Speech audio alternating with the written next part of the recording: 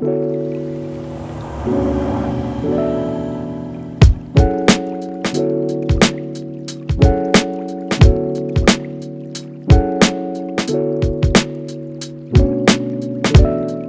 you ever had a friend who has helped you realize something about yourself that you didn't realize about yourself before? This could cover a whole wide range of topics. It could be as simple as they helped you realize you had food in your face. You had a big old piece of lettuce in your teeth. Maybe they helped you realize that your zipper was down. Maybe they helped you realize that you are actually really good at this thing that you didn't think you were really good at. Or maybe they helped you realize you're really not good at that thing that you think you are good at. Maybe you've had this friend who has just helped you learn something new that has helped change the way you think about the world that you live in. Friends are a really great thing to have. Now, we think about friends, and sometimes the perception that we have of friends is that friends are the people who we get along best with, who want to make us happy the most, and certainly friends have that kind of dynamic to them. But what we're looking at in this series is that friendship is actually far more complex than we sometimes make it.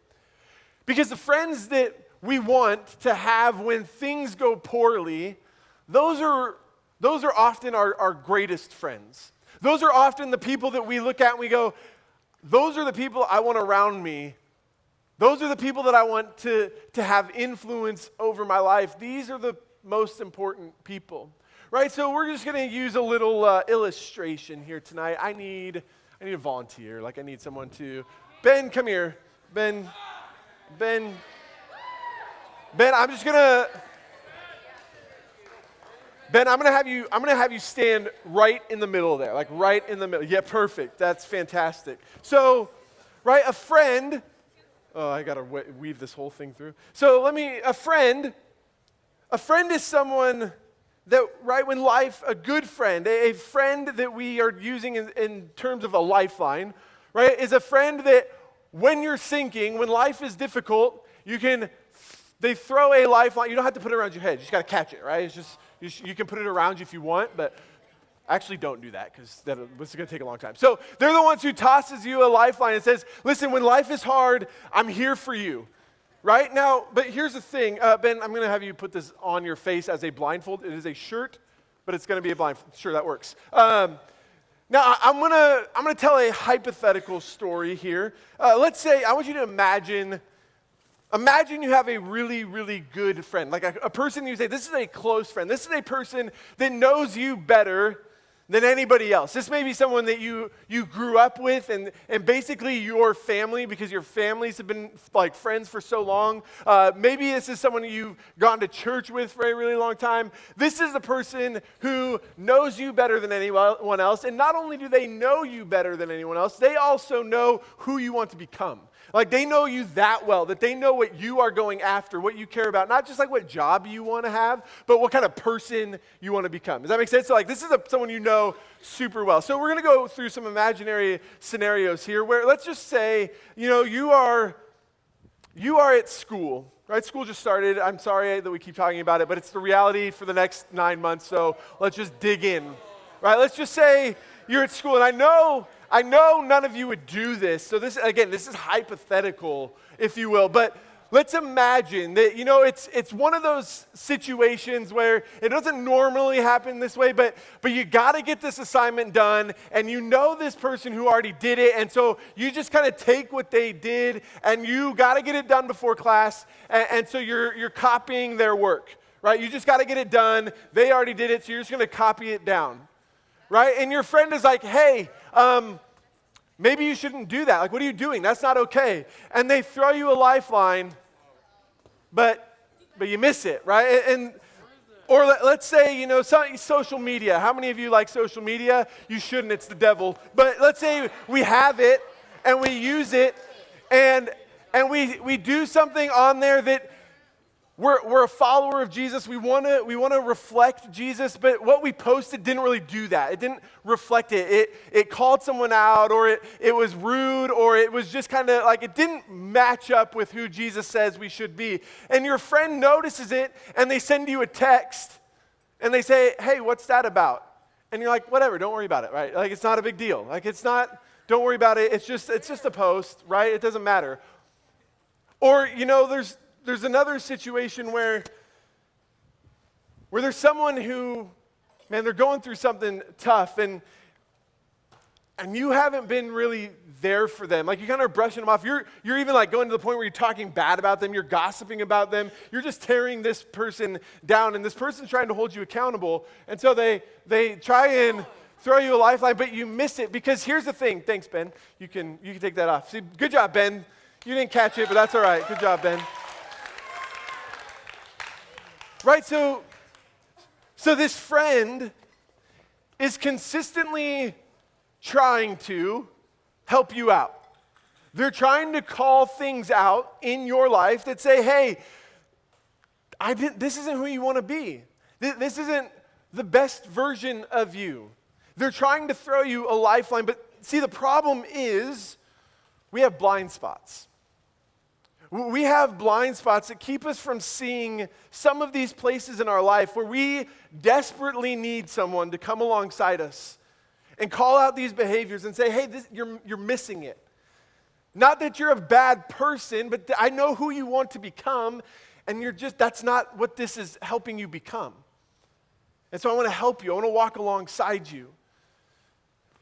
You see, there's these places in our lives where we need a friend. We need someone to come alongside us. There's 3 particular areas that I want to look at tonight. One is when you're drifting, right? This is not that you're a terrible person, but sometimes you're just going through life. And if we look at like this is where we're trying to go, all it takes is to be a degree or 2 off. And to continue through life a degree or 2 off, and before you know it, you are nowhere close, right? Drifting is often the most dangerous because it's so subtle, and we don't necessarily see it. And so we need friends who help us recognize that and help us get back in line, help us get back to where we need to be, where we want to be. Then we have times where we're just distracted. Right? This is where we want to go, but squirrel, right? We were just like, there's something that has happened. So you come home, this is like the classic example, right? But you come home from camp, and you're like, yes, I'm ready. And then by the time school starts, you're like, oh, I have like 4 AP classes, or I have this going on. Now my life has been devoted to school, and what you had really good intentions for at the end of camp, you've just become distracted from them. And so you have these people, hopefully, these friends that help you realize, hey, I think you're distracted. Remember this? Remember what you told me? Remember what you're going after? Let me help you get back there. And then there's times where we are just straight up drowning, where we are just completely overwhelmed. Life is hard.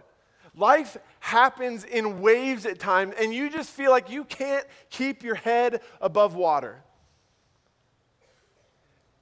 But what's tricky about this one is that sometimes you're the last person to know that you are drowning. That you have become so accustomed to the chaos that you need someone to say, you need to slow down. You need help. You desperately need a lifeline. And so tonight, what we're going to look at is this is kind of a 2-way street. For some of us, we are desperately in need of a lifeline.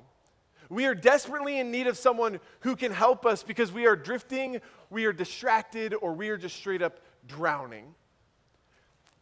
But for some of us, tonight is going to be a challenge for you to be a lifeline to somebody else. That friendship needs to be expanded beyond just, oh, I say the things that you want me to say. Or this is just me saying, stuff that isn't actually helpful to you. That's not friendship. At times, that's just enabling that person to continue to be distracted, drifting, or drowning. And so what our goal for this series is to look at Jesus, because we all have terrible examples of friends. Like right off the bat, if I could say, think of the worst friend you have like 5 of those people. We're not trying to be like those people. You see, what we're trying to be is we're trying to be like Jesus. And so there's going to be times where we need to understand who Jesus is and what he has done for us as a lifeline. And then there's times where we need to understand, so if I'm a follower of Jesus, how do I now live my life in a way where I am a lifeline to somebody else? And so last week we looked at a story of Jesus helping someone just have the opportunity to be real, where they could be who they are. And Jesus didn't judge them. Jesus didn't shame them. He gave them that space. Tonight, the main point that we're looking at is godly friends help you grow. And so tonight we're going to look at a story where Jesus does something that we would consider a move of a friend, where he helps someone grow in a way that they didn't see that they needed to. So if you have your Bibles, turn to Luke chapter 10. If you don't, it'll be up on the screen behind me. But we're going to look at a story where Jesus helps someone out who didn't necessarily know that they needed it. So this is Luke chapter 10. We're going to look at verses 38 through 42. As Jesus and his disciples were on their way, he came to a village where a woman named Martha opened her home to him.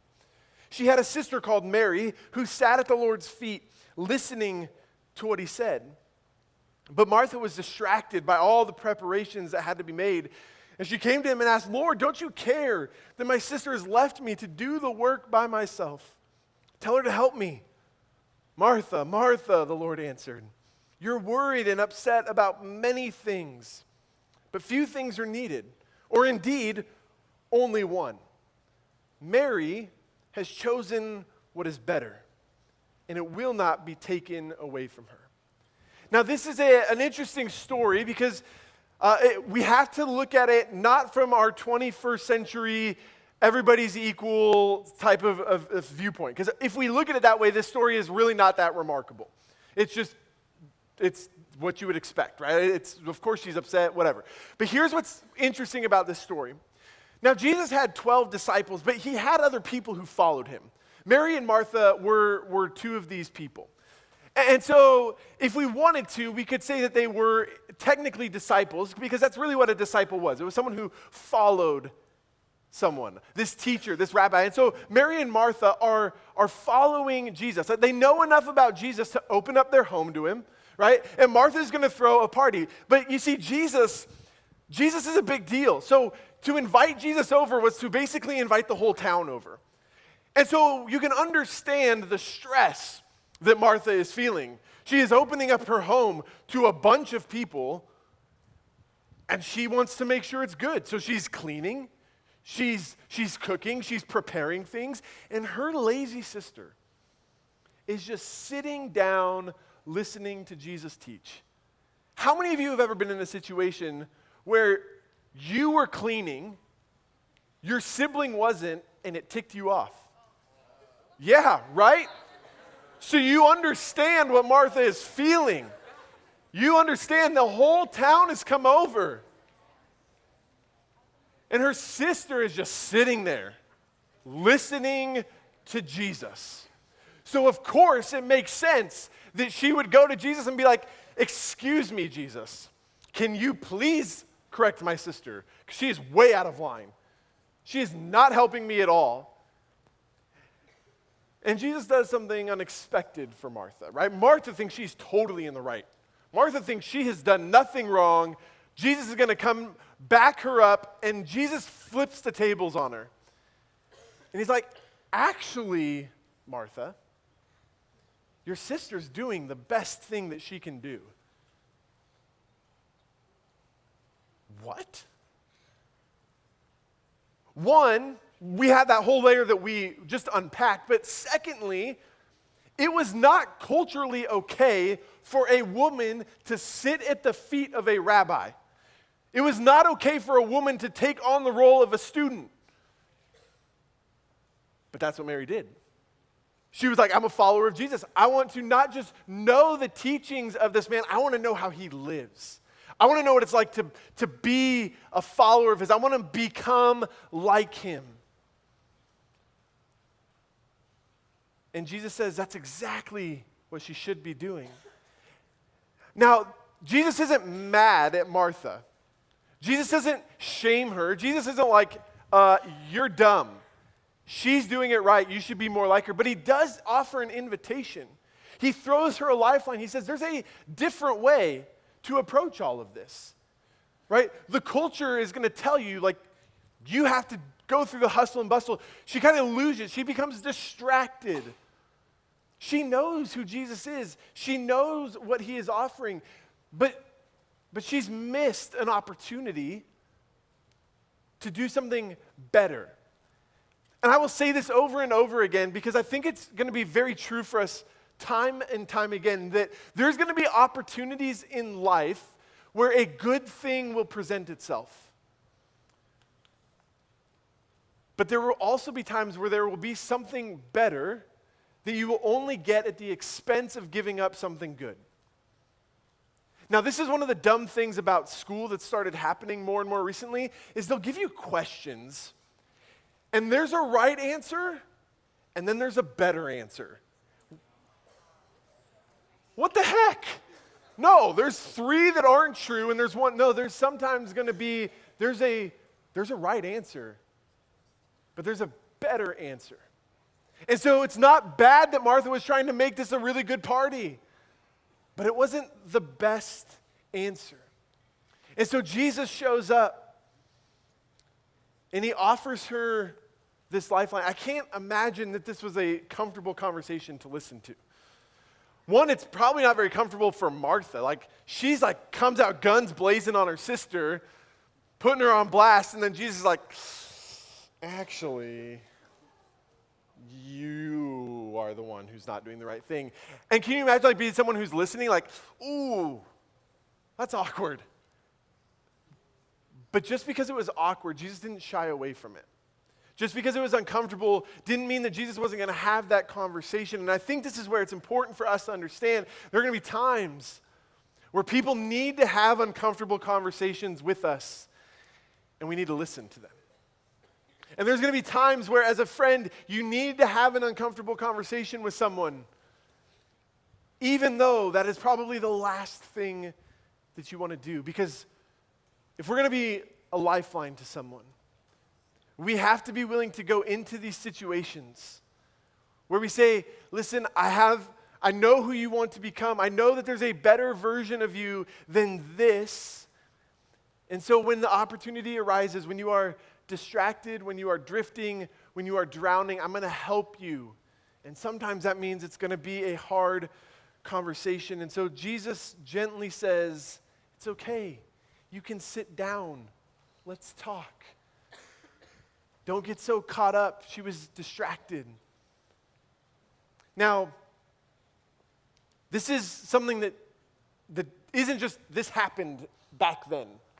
This is something that we are offered. Jesus does the same thing for us. Last week we looked at a verse in Ephesians chapter 5, verses 1 and 2, and simply the main first line talks about how we should be imitators of God. We should try to live like him.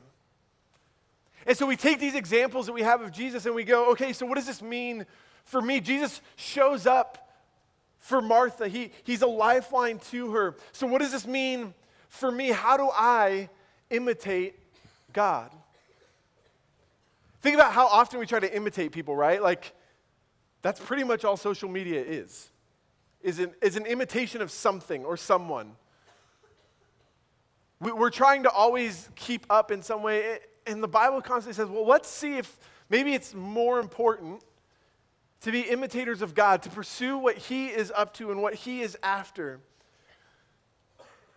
And so, just like Jesus gave Martha a chance to change and to grow, we can have that mindset. How do I let my friends help me change and grow? And in turn, how do I help them change and grow. But before we go too far, like I think it's so important for us to remember, the only reason that we can do this, the only way that we can like really understand what it means to be a lifeline is to understand that Jesus was a lifeline to us first. This is foundational, and we talked about this last week. It's foundational for us to understand that we weren't like drifting or distracted, like we were straight up drowning. We had no hope. There was nothing that we could do to save ourselves, but Jesus throws us this lifeline. Now, it's a much bigger lifeline than just like calling someone out. He was like, you know what, the only way to make this right, because Adam and Eve were like, we're going to do things our own way. We're going to choose for ourselves what it means to do something that is right or something that is wrong. Like we're going to decide for ourselves. We know better than God. And we go, man, Adam and Eve are so dumb. But the problem is we are just as dumb because we do the same thing. All the time we're deciding, I know better.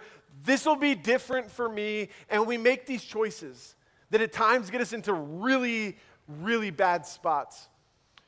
And we can't do anything about it. But the amazing thing about this story, this biblical story, is that Jesus is like, yeah, you have no shot, but I want to do something about it. I want to throw you a lifeline. And I'm not just going to like offer you some nice words. I'm going to go a step further. I'm going to go to the cross. I'm going to die the most brutal death possible at this time in history. I'm going to do all of that for you. I'm going to die the death that you should die. I'm going to live the life that you should live because I love you. And I want you to experience life the way it was always intended to be. I want you to experience the world the way that I wanted it to be. I want our relationship to be the way it was supposed to be. And so I'm going to throw you this lifeline. Right? So we imitate this self-sacrificial way of being a friend, of loving people. And there's times where it's so difficult to understand what that means, what that will require of us. But here's the thing. This lifeline that Jesus gave us, we have to understand that if we're going to take this seriously, if like we listen to what it says, some of us are still drowning. Like if you have not made that decision, if you have not said, you know what, I'm going to put my faith and my trust in Jesus, the Bible talks about the fact that you are still drowning. The lifeline is there. Like you're in the water and it's right there. You got to take it though. It can't just be something that you go, well, that's nice. Because it's not going to help you. This is not, you can't just look at it. It's something that you have to receive. And so the Bible says, take it. You don't have to do anything crazy to take it. You don't have to jump through all these crazy hoops. Ironically, this is a hoop. You don't have to jump through the hoop. But you do have to take it. You do have to receive this gift. You just have to say, I need to be saved. And Jesus, I believe that you are the person who saves. So I'm going to put my faith and my trust in you. And so some of you have not done that. And so the challenge tonight is take a hold of the lifeline. Take hold of this gift that you have been given. But many of us have taken hold of that. But we haven't necessarily decided we're all in. We're like, yeah, I like this idea of being saved, but when I get in the boat, things got to be different. I'm not really sure I want things to be different. And so I'm kind of hanging out in the water, and I'm like, this is nice, but I don't know if I really want to go all in. There hasn't been a transformation in our lives that says, you know what, I'm gonna take this whole idea of what it means to follow Jesus. I'm going to let it impact every area of my life. I'm going to let my friendships be seen through the lens of how Jesus loves people. And so I'm going to take this understanding of who Jesus is and what he's asking for me. Like we say, like Jesus is Lord. That means that Jesus is in charge of every area of my life. That's what a Lord is. So if you're not sure if that's true, be careful what you're saying. Because when I say Jesus is the Lord of my life, I'm saying, Jesus, I'm going to let you have every single area of my life. I'm going to set this as my foundation. I'm going to be all in, and then I'm going to let you change the kind of friend that I am. I'm going to let you change the way that I see people. And so instead of just making friendship about me, instead of just making it about my happiness and expecting my friends to always make me happy and expecting it to go a certain way, and if someone says something bad about me, like if they call me on something, then we're going to fight because how dare they say something like that, right? Like if that is the kind of view of friendship we have, that is not seen through the lens of Jesus, because Jesus says, you know what? A real friend throws you a lifeline when you need it. They call you on your crap. And you say, you know what? Ultimately, my goal in life is to be like Jesus, and so I'm going to let you call me on it. I'm going to let you help me when I'm drifting, or distracted, or just straight up drowning. You see, this gospel of Jesus changes every area of our life. And we go, you know what? I think based on what I see, based on what I know, my pursuit of Jesus is this constant growth. And I need people, I need friends who are going to help me do that. And so here's how I want us to close out tonight. On your chair, there was a piece of paper.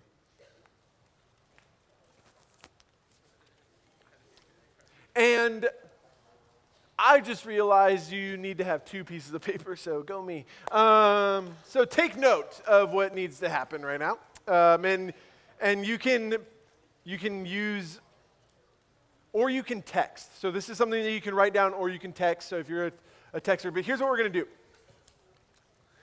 Right, there's this level of our lives where we talked about it last week. One of the scariest things about really pursuing friendship is that these kind of friendships, man, people know your mess.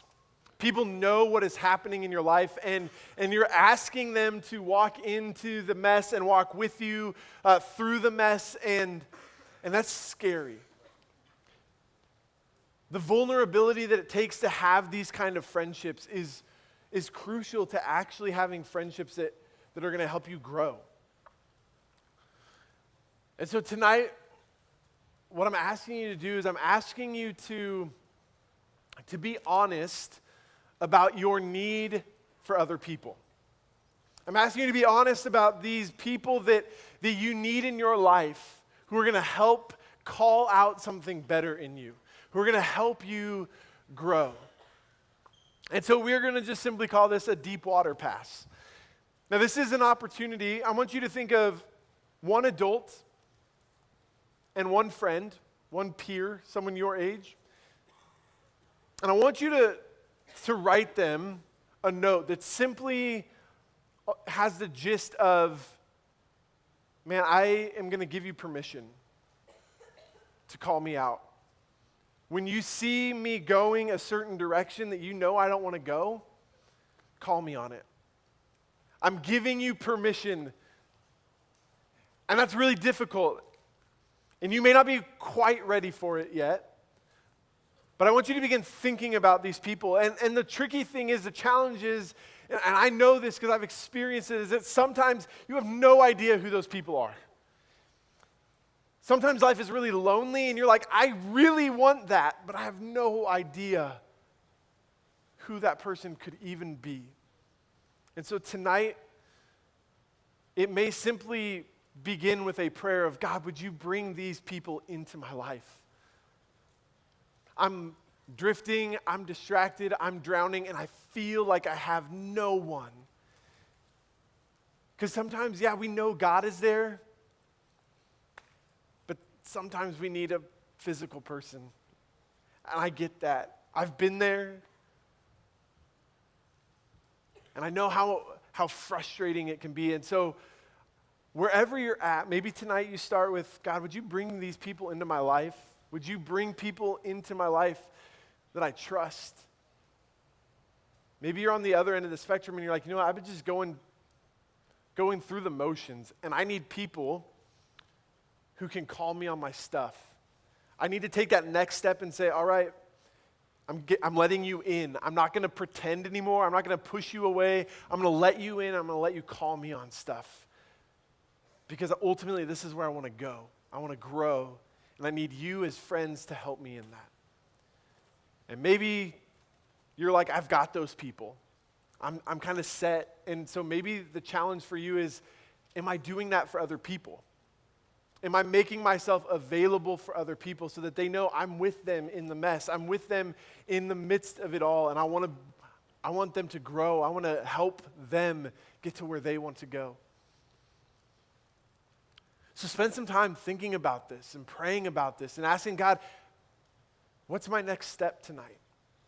Because I know there's a step. I know it's got to be something. So what is it? Would you pray with me?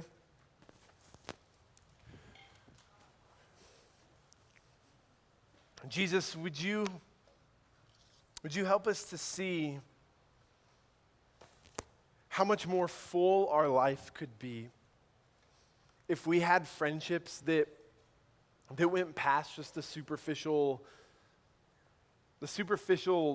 interests, the superficial things that's really easy to sometimes stay in. God, would we see that there's so much more that you have for us when we let people in, when we decide that we're going to use our friendships strategically to help us grow. Not that everybody fills that role, but God, there's certain people that we need. And so would you just continue to make us aware of who those people are, the places where you want us to grow, the places you want us to take more steps towards you. But I thank you that you made a way for us, that we get to do this because of who you are and your love for us and the fact that you were willing to go to the greatest lengths to throw us a lifeline, to make the relationship between you and us right again. Not because of anything that we did, not because of who we are, but because of who you are. So would you help us to see through that lens, that self-sacrificial love that pours out into the lives of other people. We love you and we pray all these things in Jesus' name. Amen.